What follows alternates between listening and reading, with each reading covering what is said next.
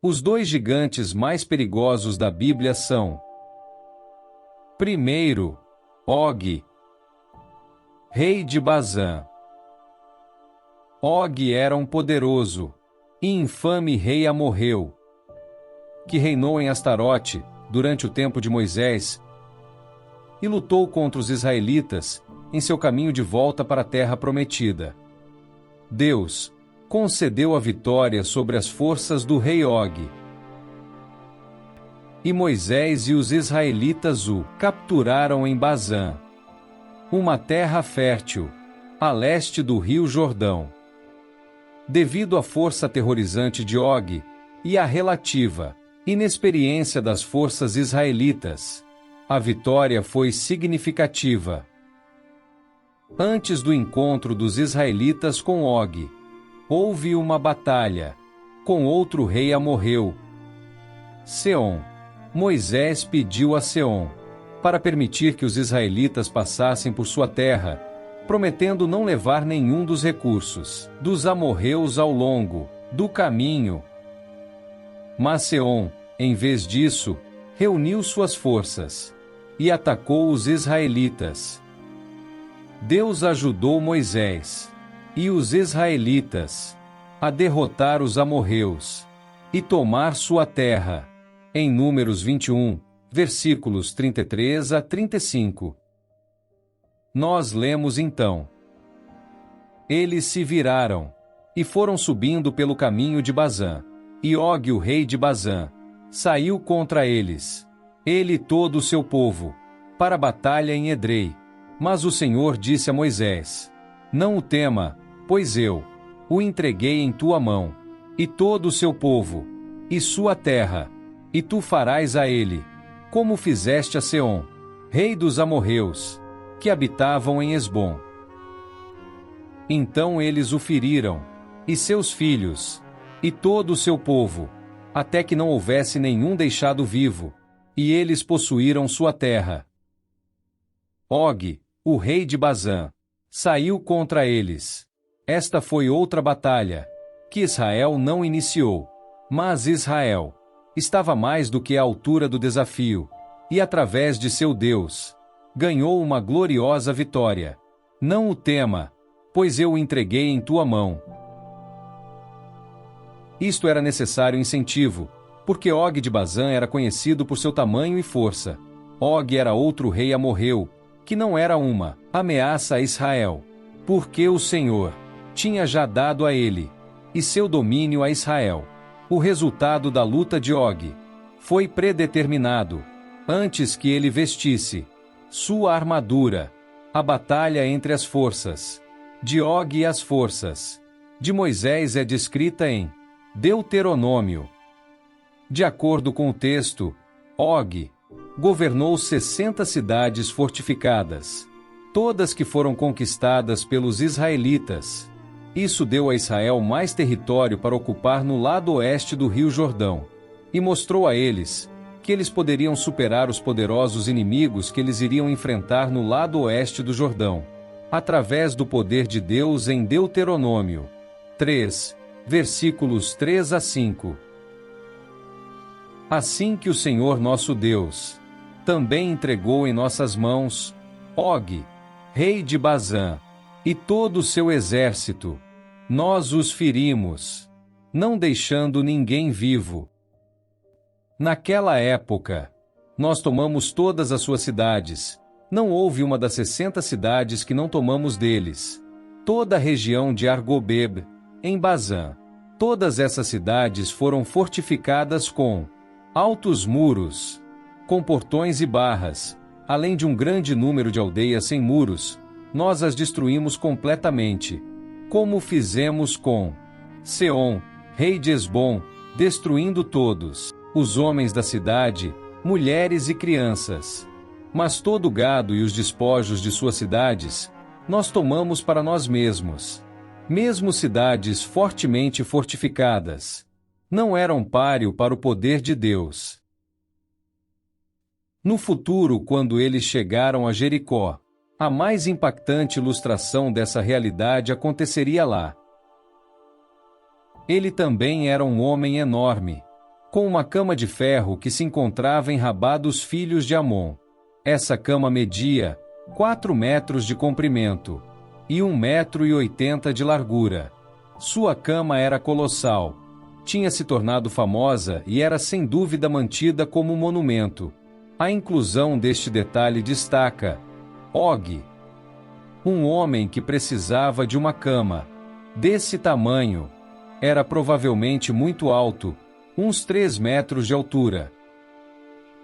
Israel triunfou contra Seom e Og e assumiu o controle de suas extensas terras na margem oriental do Rio Jordão.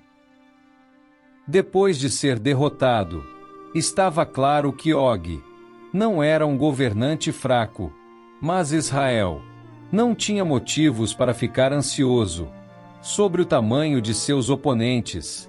Tudo o que era exigido deles era lembrar o quão poderoso seu Deus era. As notícias da vitória se espalharam rapidamente, instilando medo nos corações daqueles em Canaã.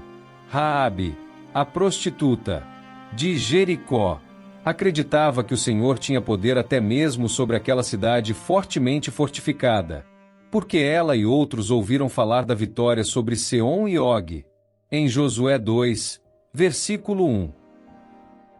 Pois ouvimos como o Senhor preparou a água do Mar Vermelho para vocês, quando saíram do Egito, e o que vocês fizeram com os 2 reis dos amorreus, que estavam do outro lado do Jordão, Seom e Og, a quem vocês totalmente destruíram. Moisés usou a vitória para encorajar os israelitas ao deixá-los aos cuidados de Josué e à beira de entrar em Canaã. Deuteronômio 31, versículo 4 e no Salmo 135, de 7 a 11. Faz vapores subirem das extremidades da terra, faz relâmpagos para a chuva, que traz o vento de seus tesouros, que atingiu os primogênitos do Egito, tanto do homem quanto dos animais, que enviou sinais e maravilhas no meio de ti, ó Egito, sobre o faraó e todos os seus servos. Ele feriu grandes nações e matou reis poderosos, Seom, rei dos amorreus, e Og, rei de Bazã, e todos os reinos de Canaã. No Salmo 136, versículos 18 a 20. E matou reis famosos, porque a sua misericórdia dura para sempre. Matou Seom, rei dos amorreus, porque a sua misericórdia dura para sempre. E matou Og, rei de Bazã, porque a sua misericórdia dura para sempre. Og era um descendente dos Refaíns, indicando um homem de grande estatura ou um gigante. Em Josué 12, versículo 4, também derrotaram Og, rei de Bazã, que era um dos remanescentes dos Refaíns, que habitavam em Astarote e em Edrei. Anaqui é uma palavra hebraica para gigantes. O Anaqui ou Anaquim era um povo que vivia em Canaã e outros lugares. Durante o tempo de Moisés e Josué, o termo Anaquins é descritivo, não étnico, significando os aterrorizantes. Os Anaquins eram gigantes acostumados à batalha. Quando os israelitas tentaram entrar pela primeira vez na Terra Prometida, os espiões relataram que era habitada por gigantes, conhecidos como os Néfilins e os filhos de Anak. As referências repetidas ao Anaqui nestes primeiros capítulos demonstram que Israel, confiando em Deus, era mais do que capaz de derrotar esta temível raça de guerreiros. Também mostra que seu medo desses homens era infundado em Números 13, quando eles se recusam a entrar na Terra Prometida. Suas desculpas parecem mais fracas à luz das vitórias da geração seguinte. Nada é muito difícil para Deus, nada é impossível para Ele. Em Mateus 19, versículo 26. Mas Jesus olhou para eles e disse: com o homem isso é impossível, mas com Deus todas as coisas são possíveis. Segundo, Golias. Golias era um gigante filisteu. Os filisteus são inimigos dos israelitas e estavam reunidos para a guerra. Não faz muito tempo que os filisteus tinham sido completamente derrotados. Mas agora, eles estão voltando. Eles desceram para o território israelense e parecem ter tomado posse de parte dele. Eles acamparam em uma área controlada por Judá, descrito em 1 Samuel 17, versículos 1 a 3. Os filisteus reuniram seus exércitos para batalhar e foram reunidos em Socó, que pertence a Judá, entre Socó e Azeca em Éfes-Damim. Saul e os homens de Israel foram reunidos e acampados pelo vale de Elá, e definiram a batalha no arraial contra os filisteus. Os filisteus estavam em uma montanha de um lado e Israel estava em uma montanha do outro lado. E havia um vale entre eles, o vale de Elá. Era mais como um grande cânion do que um pequeno vale. Em 1 Samuel 17, versículo 4. Do arraial dos filisteus, saiu um guerreiro chamado Golias. Ele era da cidade de Gate, e tinha quase 3 metros de altura. Mas não era apenas seu tamanho. Em 1 Samuel 17, versículos 5 e 6, ele tinha um capacete de bronze sobre sua cabeça, e vestia uma couraça de escamas de bronze, que pesava uns 60 quilos. Sobre suas pernas, trazia caneleiras também de bronze e um dardo de bronze sobre seus ombros. O bastão de sua lança era como o eixo do tecelão, e a ponta da sua lança era de ferro e pesava mais de 7 quilos. E diante dele ia o escudeiro. Os filisteus se preparavam para a batalha. Usando uma peça enorme que lembrava uma couraça ou escudo e era coberta com anéis de bronze sobrepostos, esta cota de malha protegia o usuário dos ombros aos joelhos contra as armas usadas pelo oponente. Portanto, além de sua armadura, Golias tinha este homem correndo na frente dele, empunhando um escudo do tamanho de um homem, para defesa adicional. Pare um momento e permita que sua mente visualize a cena impressionante que você acabou de ler. Imagine o terror que você sentiria se tivesse que enfrentar um colosso deste tamanho, que também fosse protegido por tanta armadura. Sem dúvida, as probabilidades são contra qualquer um louco suficiente para enfrentá-lo em batalha. Observe o que este guerreiro gigante fez em 1 Samuel 17, versículos 8 a 9. Golias se levantou e gritou aos exércitos de Israel, dizendo a eles: Por que vocês saíram para preparar sua batalha? Em ordem. Não sou eu um filisteu. E vocês, servos de Saul, escolham um homem para vocês e deixem ele descer até mim. Se ele for capaz de lutar comigo e me matar, então seremos seus servos. Mas se eu prevalecer contra ele e matá-lo, então vocês serão nossos servos e nos servirão novamente. O filisteu desafiou as linhas de batalha de Israel naquele dia. Me dê um homem para que possamos lutar um contra o outro. Quando Saul e todo Israel ouviram essas palavras do filisteu, eles ficaram consternados e muito amedrontados.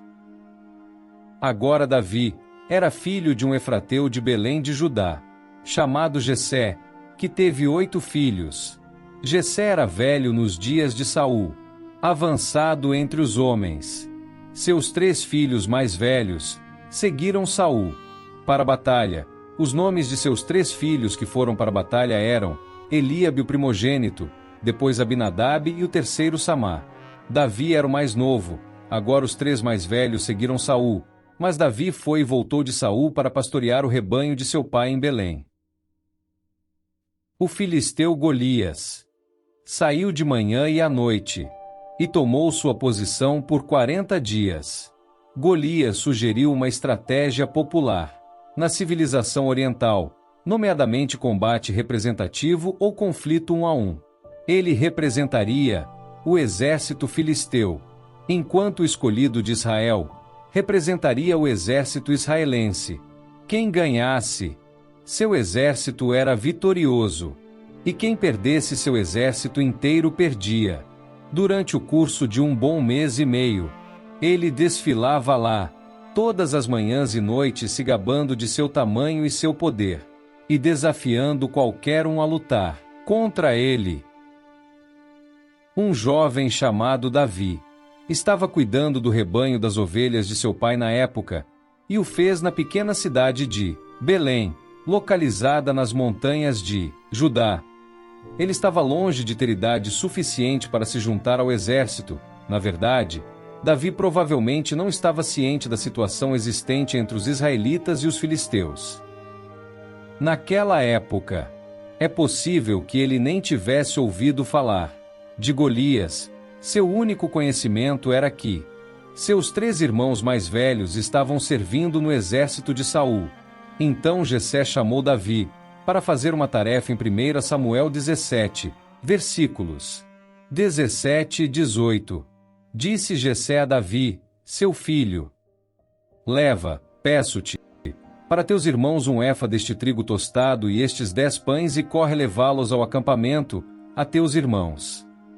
Porém estes 10 queijos, leva-os ao comandante de 1000, e visitarás teus irmãos, a ver se vão bem, e trarás uma prova de como passam.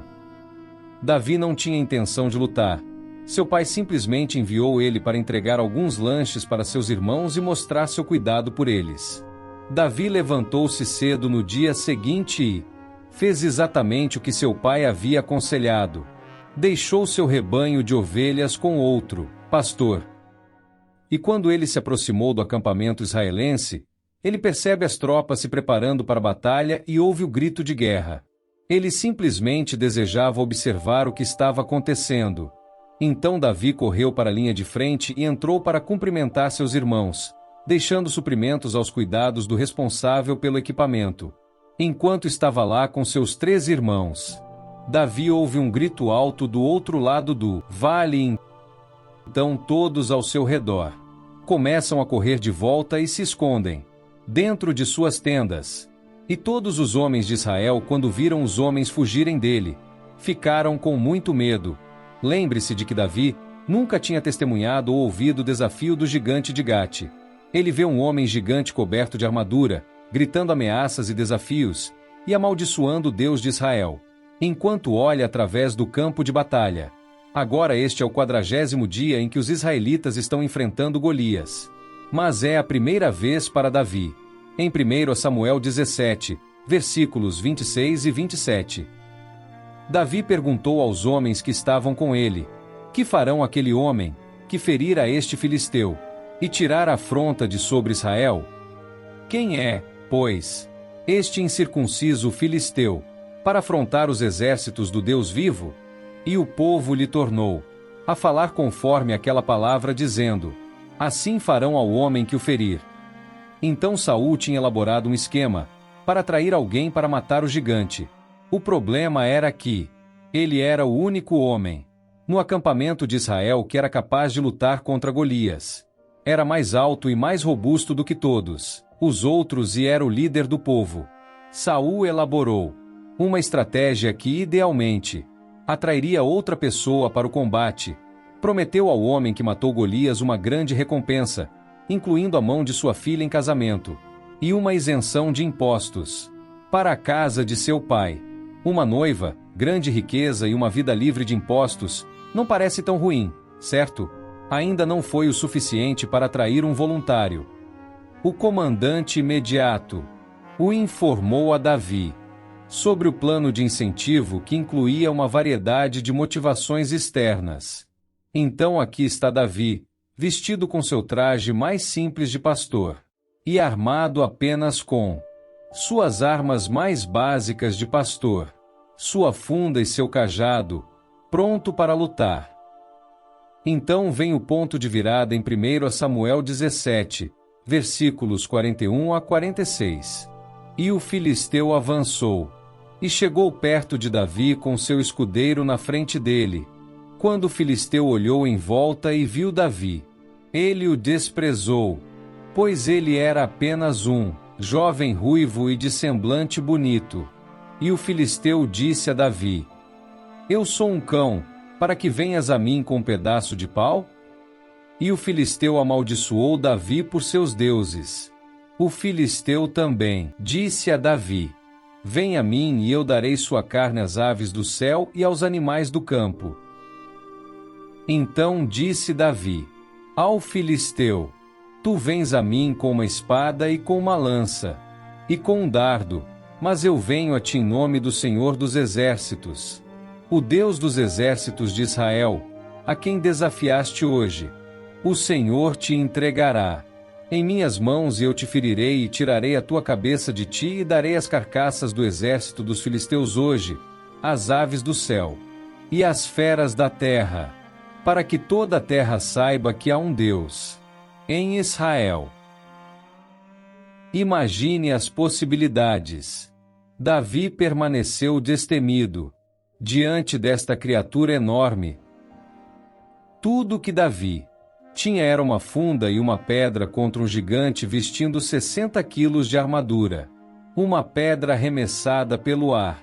E isso foi tudo o que foi preciso.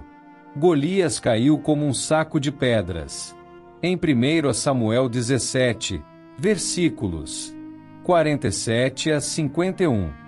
E que toda esta assembleia possa saber que o Senhor salva, não com espada e lança, pois a batalha é do Senhor, e ele vos entregará em nossas mãos. E aconteceu quando o filisteu se levantou, e veio e se aproximou para encontrar Davi, que Davi se apressou, e correu em direção ao exército para encontrar o filisteu. E Davi colocou a mão na bolsa e pegou então uma pedra, e atirou com uma funda e feriu o filisteu na testa, que a pedra fundou em sua testa, e ele caiu sobre seu rosto na terra. Então Davi prevaleceu sobre o filisteu com uma funda e uma pedra e feriu o filisteu e o matou, mas não havia espada na mão de Davi. Portanto, Davi correu e se pôs sobre o filisteu e pegou sua espada e atirou da bainha e o matou e cortou sua cabeça com ela. E quando os filisteus viram seu campeão estava morto, eles fugiram. Depois disso os filisteus não ficaram. Eles se espalharam quando perceberam que seu campeão estava morto. Depois, Davi trouxe a cabeça do filisteu para Jerusalém. Quanto às armas de Golias, Davi teve que usar a própria espada de Golias para matá-lo. A Sagrada Escritura diz que o herói manteve suas armas dentro de sua tenda. Elas simplesmente permaneceram lá, como troféus. Este conflito crucial entre gigantes nos ensina 4 coisas. Primeiro, enfrentar gigantes é uma experiência intimidadora. Com a perspectiva perfeita e uma distância segura de milhares de anos, podemos olhar para trás para a ousadia e vitória de Moisés e Davi. No entanto, considere mesmo com os olhos da fé como seria enfrentar a presença intimidadora de um gigante. Davi, porém, afirmou que meu Deus é maior que ele. Segundo, você tem que entrar na luta, ninguém mais pode lutar por você. Seu Og é seu Og, seu gigante é seu gigante, e seu Golias é seu Golias. Oh, não se preocupe, alguém diria, mas é um Golias para você, ninguém mais, nem mesmo um conselheiro ou pastor, nem mesmo um pai ou um amigo pode lutar por você. Terceiro, em Deus, proporciona uma sensação de segurança. Moisés e os israelitas derrotaram os seus gigantes, com confiança em Deus, que serviu como uma fonte de estabilidade em suas vidas. Quando você passou uma quantidade significativa de tempo de joelhos, é surpreendente o quão estável você pode se tornar. No entanto, se você tentar derrotar o gigante pessoalmente, você irá falhar. Quarto, adquirir vitórias é uma experiência que ficará com você. Nós devemos lembrar dos sucessos que tivemos no passado. Nós devemos compartilhar nossas histórias de leões e ursos, assim como nossas vitórias pessoais contra nossos Golias. Talvez você não saiba o que tem do outro lado do vale. Talvez você não tenha ideia de que gigante é, mas está lá espreitando, que a incerteza sozinha é enorme, mas comparado ao próprio Senhor Deus, diga com fé. A batalha é sua, Senhor. É sua luta. Eu confio no Senhor.